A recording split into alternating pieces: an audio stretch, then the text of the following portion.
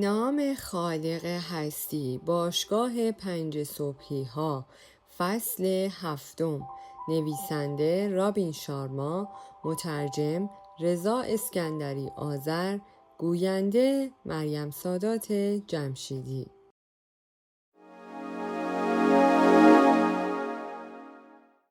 آماده سازی برای دگرگونی در بهشت آغاز می شود. کودک هیچ مشکلی برای باور نکردنی ها ندارد و همینطور دیوانه و نابغه. فقط من و شما با آن مغزهای بزرگ و قلبهای کوچکمان که شک می کنیم، زیاد از حد فکر می کنیم و دچار تردید می شویم. استیون پرسفیلد. کارآفرین با لبخندی کج و موج که مقلمه ای از حیرت و خوشحالی بود گفت: جل الخالق. بعد از آن که توانست از حالت شوک به حال و هوای مدیریتی خودش که بیشتر به آن عادت داشت برگردد، بالاخره توانست بگوید: ما توی سمینار شما بودیم. شما روی صحنه عالی ظاهر شدید. من مدیریت شرکت فناوری رو به عهده دارم. اهل فن صنعت از ما با عنوان موشک یاد میکنن، چون ظرف چند سال رشد تصاعدی داشتیم. اوضاع داشت عالی پیش میرفت تا اینکه مدتی قبل باقی حرفش را خورد. نگاهش را از روی سخنران برداشت و روی هنرمند برد. برای لحظاتی دستپاچه با دستبندش ور رفت. خطوط روی صورتش وضوح بیشتری یافتند و در آن لحظه روی آن ساحل تماشایی نگاه خسته، سنگین و زخم خورده‌ای روی سیمایش ظاهر شد. سخنران پرسید: چی بر سر کسب و کارت اومده؟ بعضی از کسانی که روی کسب و کار سرمایه گذاری کرده بودند احساس کردند که من زیادی سود میبرم. اونها سود بیشتری میخواستند. آدمها خیلی حریصی بودند. این شد که تیم اجراییم رو بازیچه خودشون قرار دادن و کارمندهای کلیدیم رو متقاعد کردند که علی هم صفحه آرایی کنن و حالا هم سعی دارن از شرکت خودم بیرونم کنن.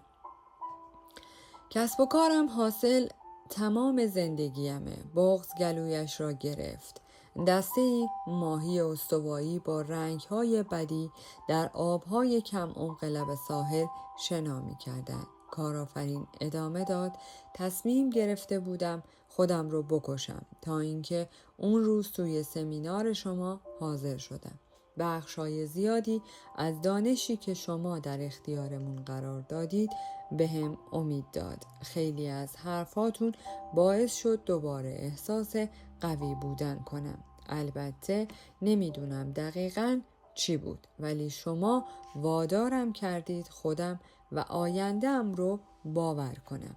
میخوام ازتون تشکر کنم و سخنران را در آغوش گرفت. شما باعث شدید سفری رو برای بهینه‌سازی زندگیم شروع کنم. سخنران که حالا ظاهرش با آخرین باری که هنرمند و کارآفرین او را دیده بودند خیلی تفاوت داشت جواب داد: بابت لطف و سخاوتت ممنون. حالا نه تنها رنگ و رویش به خاطر مجاورت با آفتاب و سالم و سرحال بود، بلکه محکم ایستاده و کمی هم وزن اضافه کرده بود.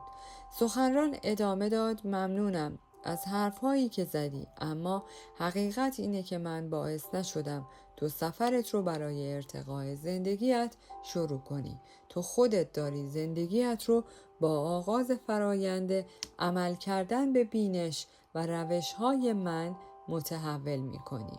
یعنی با عمل کردن به آموزه های من خیلی از مردم توی حرف زدن استادن. اونها از بلند پروازی، رویاهاشون و تمام آرزوها برات حرف میزنن که میخوان بهشون برسن. البته قصدم قضاوت کردن نیست، فقط دارم گزارش میدم. قصدم شکایت کردن نیست، فقط میگم که یادآوری کرده باشم. اغلب مردم در تمام طول عمرشون همونطوری که هستن باقی میمونن. میترسن روشی رو که دیروز برای زندگی داشتن عوض کنن. اونها با سبک زندگی معمولیشون خوشنود و راضین و پاهاشون با روش همرنگ جماعت شدن قل زنجیر شده، در حالی که در برابر تمام فرصت‌های تغییر، تکامل و ارتقای فردی مقاومت می‌کنند. خیلی از انسان‌های خوب بین ما به حدی دچار ترس شدند که به ندای زندگی گوش نمیدن. ندایی که بهشون میگه وارد اقیانوس آبی ممکنها بشین که در اونجا تعالی، شهامت و جسارت در انتظارشونه. تو اونقدر خرد داشتی که بر اساس برخی از اطلاعاتی که در سمینارم ارائه دادم عمل کنی. تو یک نفر از دست اقلیتی هستی که حاضرن هر آنچه رو لازمه انجام بدن تا به یک راهبر بهره‌ور و انسان واقعی تبدیل بشن. آفرین بر تو. و این هم میدونم که تحول چیز راحتی نیست. با این وجود زندگی کرم ابریشم باید به پایان برسد تا شکوه پروانه شروع به درخشیدن کنه. نسخه قدیمی تو باید بمیره تا بهترین نسخه‌ات متولد بشه. تو اونقدر باهوشی که صبر نکردی اون شرایط ایدئال مهیا بشه تا بعد برای به تعالی رسوندن زندگی حرفه‌ای و شخصیت عزمت رو جزم کنی. بزرگترین قدرت ها با یک شروع ساده از درون ما آزاد میشن. وقتی تو شروع میکنی به بستن چرخه‌ای که با آمال و آرمانت باز شده و سعی میکنی اونها رو به واقعیت تبدیل کنی، یک نیروی مخفی قهرمانانه در درونت خودش رو به تو میشناسونه. طبیعت متوجه تلاش هاتون میشه، ادامه میده و با یک سری پیروزی غیر قابل پیش بینی به تعهد سر تا پا ایمان تو پاسخ میده. قدرت ارادت بیشتر میشه، اعتماد به نفست بالا میره و هوش و قریحت افزایش پیدا میکنه. 1 سال بعد از این تاریخ از تصمیمی که امروز گرفتی بسیار خوشحال خواهی بود. کارآفرین گفت ممنونم. یک بار شنیدم که کسی می گفت اول باید وزنش پایین بیاید تا بعد بتونه دویدن رو شروع کنه. تصورش رو بکن، اول میخواست وزن کم کنه تا بعد بتونه عادت دویدن رو توی خودش شکل بده. این دقیقاً مثل نویسنده‌ای میمونه که منتظر اول موضوعی بهش الهام بشه تا بعد شروع به نوشتن کنه. یا مدیری که اول منتظر ترفیع تا بعد کارکنانش رو راهبری کنه. یا یک کسب و کار استارتاپ که اول منتظر کلی سرمایه گذاره جذب کنه تا بعد یک محصول استثنایی تولید کنه. جریان زندگی اقدامات مثبت رو پاداش میده و تردید رو مجازات میکنه. به هر حال خوشحالم که تونستم در قیام شما نقشی داشته باشم، حتی شده یک نقش کوچک. به نظر میاد شما در مرحله دشوار و در عین حال هیجان انگیزی از سفر ماجراجویانه‌تون قرار دارید. لطفاً به این موضوع توجه داشته باشید که یک روز بد برای منیت شما روز عالیه برای روح شما و آنچه که ندای ترس به عنوان یک فصل ناجور و سخت به شما معرفی میکنه از نظر خرد درونتون یک موهبت زیباست. کارآفرین خیلی بی پرده گفت ما فکر کردیم شما مردید. خدا رو شکر که حالتون خوبه و این تواضعتون واقعا قابل تحسینه. بر این باورم که متواضع ترین ها عظیم ترین هان. راهبران واقعی به حدی از خود مطمئنن که مأموریتشون در زندگی کمک به رشد دیگرانه. اونها به حدی برای خودشون احترام قائلن و اونقدر شادی و آرامش در درونشون دارن که نیازی ندارن موفقیت هاشون رو توی بوق و کرنا بکنن تا حسشون به خودشون کمی بهتر بشه. باید این رو هم اضافه کنم که تفاوت زیادی بین قدرت واقعی و قدرت ساختگی است. حالا سخنران خیلی بیشتر در پوسته مرشد و مربی قرار داشت که برایش آوازه جهانی به ارمغان آورده بود. فرهنگ ما به شما القا می‌کنه که به دنبال عنوان و زرق و برق، تشویق و تمجید دیگران و پول و عمارت باشید. تمام اینها خوبن، واقعا خوبن، البته به شرطی که مغزتون طوری شستشو داده نشه که ارزش و کرامت انسانیتون رو با این جور چیزها تعریف کنید. میتونید از داشتن این جور چیزها لذت ببرید، اما نباید بهشون متصل بمونید. میتونید اونها رو داشته باشید، اما نباید هویتتون رو حول اونها بسازید. اونها رو قدر بدونید ولی محتاجشون نباشید. اینها حالتهایی از قدرت ساختگی هستند که تمدن ما داره ما رو جوری برنامه ریزی میکنه تا باور کنیم برای رسیدن به موفقیت و آرامش باید به دنبال اونها باشیم. واقعیت اینه که اگر به هر دلیل هر کدوم از اینها رو از دست بدید، قدرتی که به واسطه داشتن اونها حس می کردید همراهشون بخار میشه، در یک آن محو میشه و به شما نشون میده که توهمی بیش نبوده. کارآفرین داشت تک تک کلمات را جذب میکرد. لطفاً بیشتر برامون توضیح بدید. سخنران ادامه داد: قدرت واقعی هرگز از عوامل بیرونی حاصل نمیشه. خیلی از مردم با خیلی پول در واقع ثروتمند نیستن، درست مثل کسی که توی بانک کلی پول زیر دستشه اما ثروتمند نیست.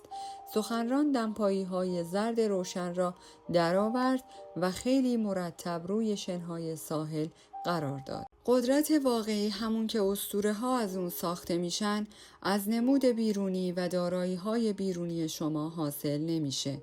در این بره دنیای ما راهش رو گم کرده. قدرت حقیقی و ماندگار زمانی خودش رو نشون میده که شما با موهبت های اصیلتون ارتباط برقرار میکنید و استعدادهای فراوانتون رو به عنوان یک انسان تشخیص میدید. این رو هم اضافه کنم که ثروت واقعی از زندگی کردن با فضایل ارزشمندی مثل بهره‌وری، انضباط فردی، شهامت، صداقت، همدلی، شرافت و قابلیت، سپری کردن روزهای عمر به روش خودتون به دست میاد. نه اینکه کورکورانه گله گوسفندهایی رو که بسیاری از افراد جامعه بیمار ما جزش قرار گرفتن دنبال کنید. امروزه بسیاری از مردم ما به گوسفند تبدیل شدن. خبر عالی اینه که قدرتی که من ازش حرف میزنم روی این سیاره در دسترس تمام انسانهای زنده قرار داره. احتمالاً این نوع قابلیت رو فراموش کردیم یا از دست داده ایم، چون زندگی به همون ضربه زده، مایوسمون کرده و باعث سرگشتگیمون شده. اما اون قدرت هنوز در درونمونه و منتظر تا ما با اون رابطه ایجاد کنیم و گسترشش بدیم. میدونید تمام معلمان بزرگ تاریخ چیزهای کمی از مال دنیا داشتن. وقتی مهاتما گاندی از دنیا رفت، تعداد اقلام داراییش حدود 10 قلم بود. صندل‌هاش، 1 ساعت مچی، عینکش و 1 کاسه که توش غذا می‌خورد. مادر ترزا که قلبش اونقدر غنی بود که قدرت تاثیرگذاری رو روی میلیون ها نفر داشت، در اتاق کوچکی از دنیا رفت که تقریباً هیچ وسیله دنیوی داخلش نبود. وقتی سفر می کرد تمام وسایلش رو در 1 کیسه سفید پارچه‌ای حمل می کرد. هنرمند که حالا روی شنها لملاده بود پرسید: خب دلیلش چیه که خیلی از قهرمان‌ها انسانیت اینقدر کم از مال دنیا داشتن؟ چون اونها به سطحی از پختگی فردی رسیده بودند که درک می‌کردند گذراندن عمر به دنبال اشیایی که در فرجام کار هیچ به حساب میان پوچه و اونها شخصیتشون رو جوری پرورش داده بودن که دیگه مثل اغلب مردم نیازی به پر کردن حفره‌های درونشون با عوامل حواس پرتی، جذابیت‌های دنیوی، راه‌های فرار از زندگی و تجملات احساس نمی‌کردند. هرقدر آتش اونها برای مالکیت دارایی‌های سطحی کمتر شد، بیشتر تشنه اهداف جایگزین مثل ارج نهادن به رویاهای خلاقانه، نشأ دادن نبوغ ذاتی و زندگی بر اساس ارزش‌های اخلاقی متعالی تر شدند. اونها از صمیم قلب درک کرده بودند که امید بخشی، رسیدن به تعالی و بیباکی همه چیزهایی که باید از درون ساخته بشن.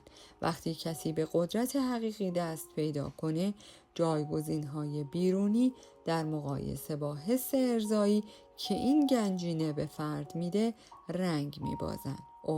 و این وزنه‌های سنگین و اثرگذار در طول تاریخ وقتی به ذات متعالی خودشون پی بردن، متوجه این حقیقت هم شدن که یکی از اهداف اولیه زندگی شگفت انگیز تشریک مساعی با مردمه، اشتراک گذاری روی زندگی دیگرانه، مفید بودنه، دستگیر بودنه.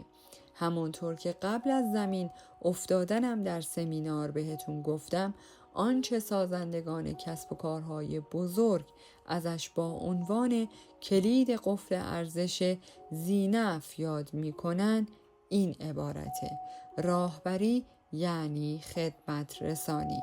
مولانا عارف و فیلسوف بزرگ با یک جمله این مفهوم رو به بهترین شکل ممکن شرح داده: از قطره دست بکش تا به دریا برسی. کارآفرین خالصانه گفت ممنون بابت این حرفاتون. بعد کنار هنرمند روی شنهای ساحل نشست و خیلی با احتیاط یکی از دستهایش را با فاصله کمی از دست او قرار داد. هنرمند که حالا بوتهایش را هم درآورده بود گفت خوشحالم که میبینم حالتون بهتره. اون جوراب به پا نداشت، همانطور که مثل یک گربه در حال آفتاب گرفتن زیر اشعه قوی آفتاب ولو شده بود. پرسید راستی چه اتفاقی براتون افتاد؟ سخنران او را محرم راز دانست و صادقانه گفت خستگی. به تعداد زیادی از شهرها سفر کردم. تعداد زیادی مسافرت هوایی داشتم. در تعداد زیادی از برنامه‌های رسانه حضور پیدا کردم. تعداد زیادی سمینار برگزار کردم به دنبال انجام مأموریتم برای کمک به مردم در جهت سرعت بخشیدن به موفقیت، فعال کردن موهبت‌های ذاتی و تبدیل شدن به قهرمان زندگی. خودم رو تحت فشار خرد کردم. حالا بیشتر مراقب خودم هستم. بعد سخنران عینک آفتابی براق و خوشنما را از چشم برداشت و دستش را به طرف دو شاگردش دراز کرد. ملاقات با شما باعث خوشبختی منه. و هنرمند جواب داد همونطور برای من برادر. حرفهای شما به هم کمک کرد دوران سختی رو پشت سر بذارم. هنرمند حین گفتن این حرفها متوجه قایق تفریحی پر از توریست با لباسهای شادی شد که در دوردست روی آب حرکت می کرد. دسته دیگر از ماهی‌ها موسوم به ماهی‌های کاپتان در آب شفاف در حال شنا کردن بودند. سخنران با دقت تحت نظرشان گرفت، لبخندی فراخ زد و ادامه داد حتما حیرون موندید که من چرا اینجام. کارآفرین حین درآوردن کفش‌ها و پیچ و تاب دادن پاهایش داخل شن سفید کنار هم قطارش گفت همینطوره. حقیقتش من از زمانی که جناب رایلی جوانی 33 ساله بودن بهشون مشاوره میدادم. تمام ورزشکاران حرفه‌ای مربیان سطح بالا دارن و همینطور تمام اهالی استثنایی کسب و کار. نمیتونید دست تنها به یک چهره تبدیل بشید. زمانی که ما با هم آشنا شدیم ایشون تازه داشتن کارشون رو شروع میکردن، اما همون موقع هم درک میکردن که انسان هرچه بیشتر یاد بگیره موفقیت بیشتری خواهد داشت. رشد ورزشیه که بهترین ها هر روز تمرینش میکنن. آموزش در واقع مایه کوبی وجود در برابر شکسته و همونطور که خودتون پیشرفت میکنید در تمام عرصه های زندگی نتایج بهتری به دست میآورید. اسمش رو گذاشتم ذهنیت ضرب در 2 و ضرب در 3. برای 2 برابر کردن درآمد و اثرگذاری خودتون سرمایه گذاریتون رو در 2 زمینه اصلی 3 برابر کنید: رشد شخصی و قابلیت حرفه‌ای. در پایان از شما دوستان عزیزم میخواهم برای حمایت بیشتر ما کانال ما را به دوستان خود معرفی کنید. برای انرژی بیشتر ما رو لایک کنید و برای ادامه پرقدرت‌تر سابسکرایب. تا درودی دیگر، درود و 200 بدرود.